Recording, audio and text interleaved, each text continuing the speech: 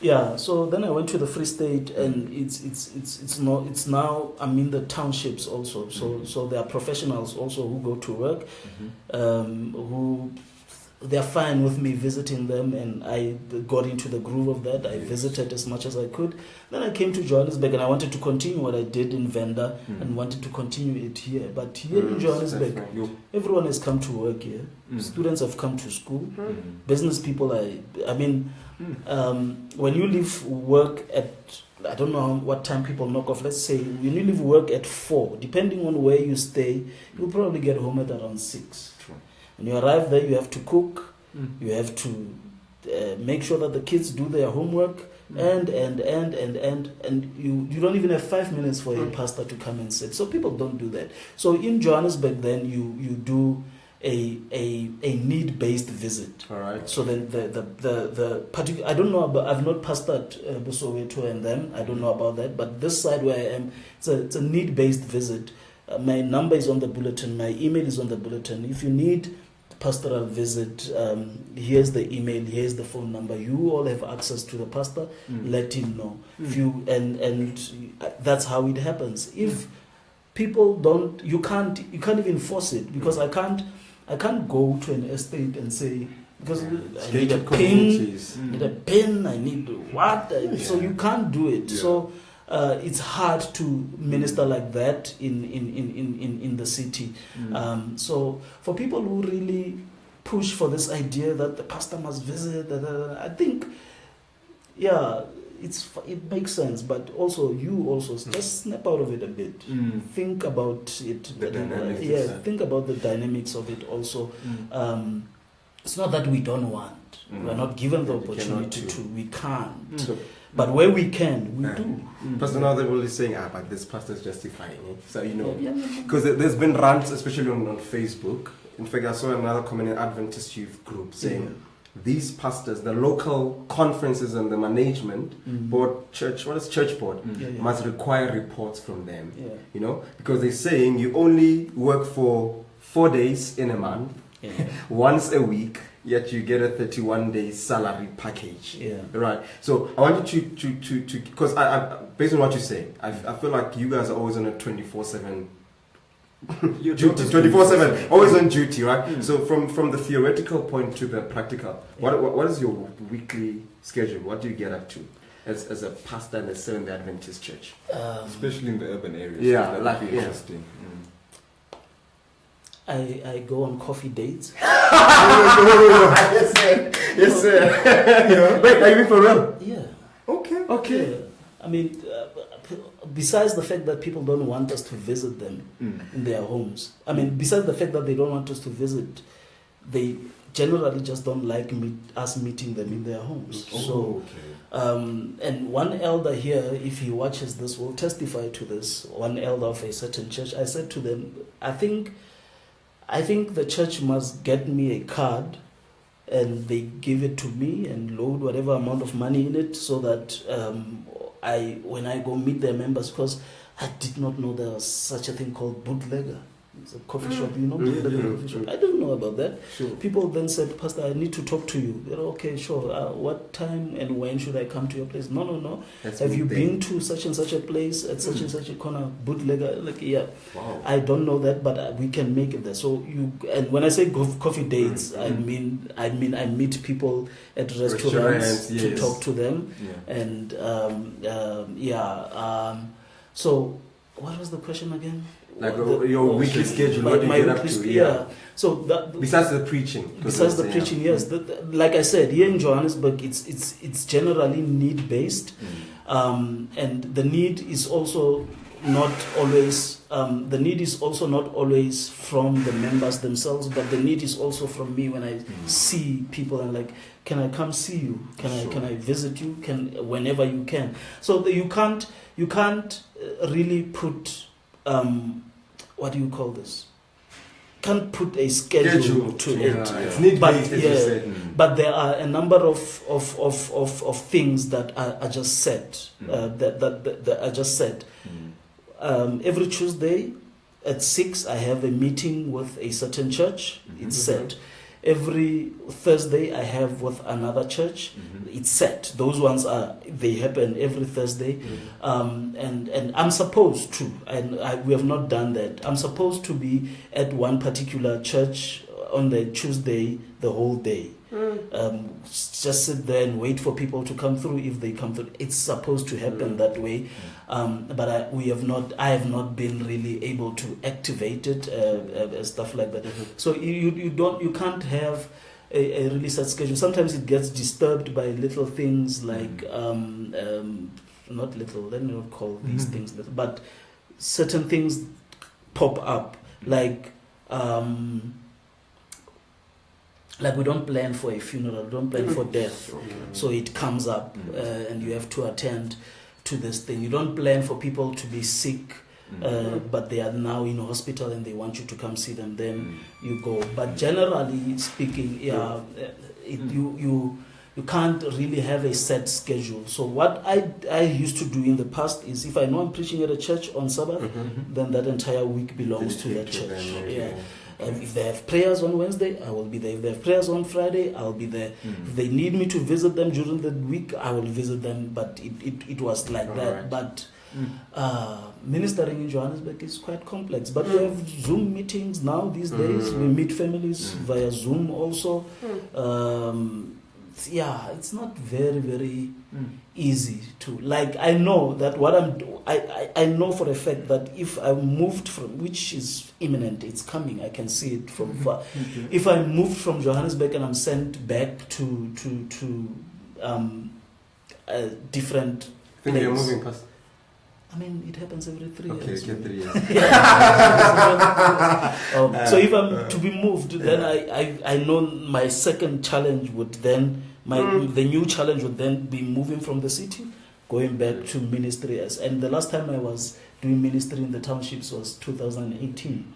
So I'm going to go back now and we're going to struggle again to readjust and all that. Right. Before you come in, Ken, but which one do you prefer, my pastor? Like based on who you are and your expertise, where do you think you... Anyway. I'm fine with everywhere. I'm a guy, I was in Venda, I started there. They moved me, I wanted to cry. But I moved, they took me to the townships of the Free State. I arrived, I was welcomed well, we worked well with the people. I was loved, I loved them. They moved me, they brought me to the city, I wanted to cry. But isn't that, in my view, not outdated, but isn't it an inconvenience to you pastors? Especially now, let's say you're going to go into the era of marriage. Doesn't that render dysfunctionality within the family? It like does. The transfers. They do. But I actually the other day was telling a friend that I'm beginning to appreciate that movement thing, because you can't do the same thing for too long in one place. Okay. And churches also get tired of you. And the gospel truth is that you also get tired of them. Like, I've been doing these people for too long. Can I just be moved? So it gets dysfunctional, but I think I appreciate the thing. I've been in this district that I'm in now since I arrived in the city. I don't know what more I can offer now. Sure. I don't know what else I can offer. I know what more you can offer, but I'll tell you off camera. So when does it tell me? So you now started having this, I don't know, should I call it a side gig apart from your main gig? Me? No. Hypothetical. Oh, okay. Yes. So this idea of being invited out to other countries, to other places to speak, it's not guaranteed that will happen if you're a pastor. Right? So you have to brand yourself in a certain way for that to happen, right? So tell me how that journey went for you, and how was maybe the first few experiences for you in that, just getting to be, I don't know how to call it, like a celebrity pastor, I don't know. Depends how you put it. I don't know how that happened, my guy. I don't want to lie to you. I don't know how that happened. But the world is a very small place now. True. So people watch online and they see you and they probably feel that you would be a fit for their church, a fit for their conference, a fit. So my first time, well, no, that was not my first time, but the first time I was really called was called outside of South Africa. I was called by a lady in Zim, and she told me that she got my number from Blosse. So then I went, and when I arrived there, I did what I did, and then the people around those churches also then decided that, okay, you came for that church, you can also come for ours. We really like what you sound like, I guess, or whatever. And when we go out to these places, we also preach with other preachers from outside of the spaces where, like, hey, my guy, I really appreciate your gift. Can you also come to Namibia to come and preach there? Not a problem. If you want me, then let's do that. So I don't know. I never planned for it to happen. This is something that I also, in passing, would like to address. I've never written to anyone to invite me. Sure. All right. So you don't give them a I've never. Where are the people who do that? Yes, there are people who would ask that they the come. platform. Yes, and it's fine. It's All right, okay. cool. It's not a problem. But I'm saying that I've never done it.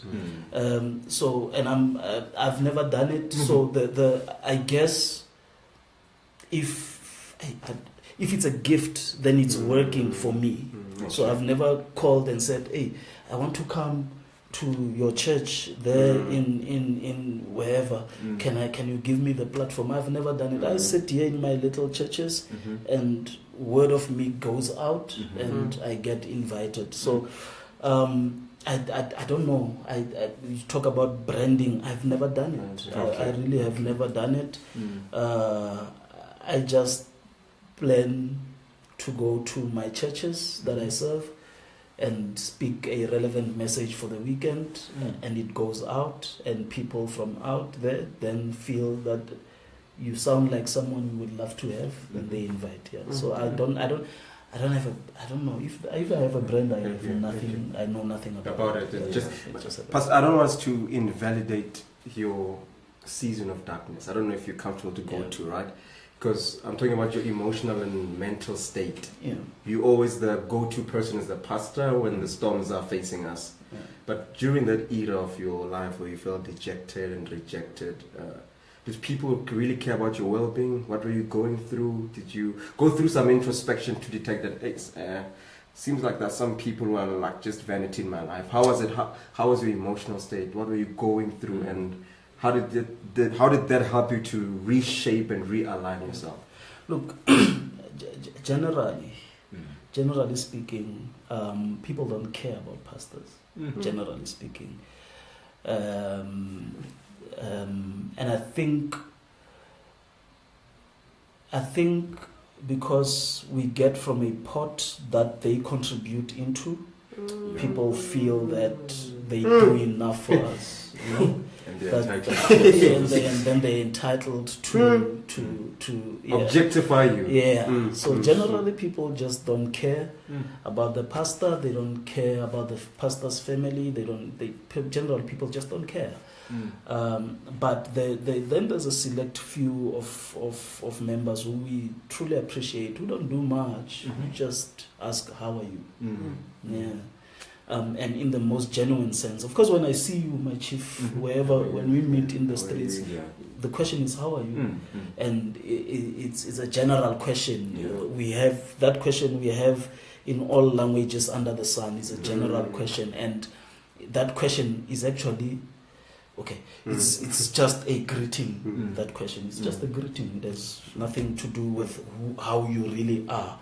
But then there are those who step outside of, I bumped into you and I said, how are you? Then they call genuinely to say, hey, pastor, how are you?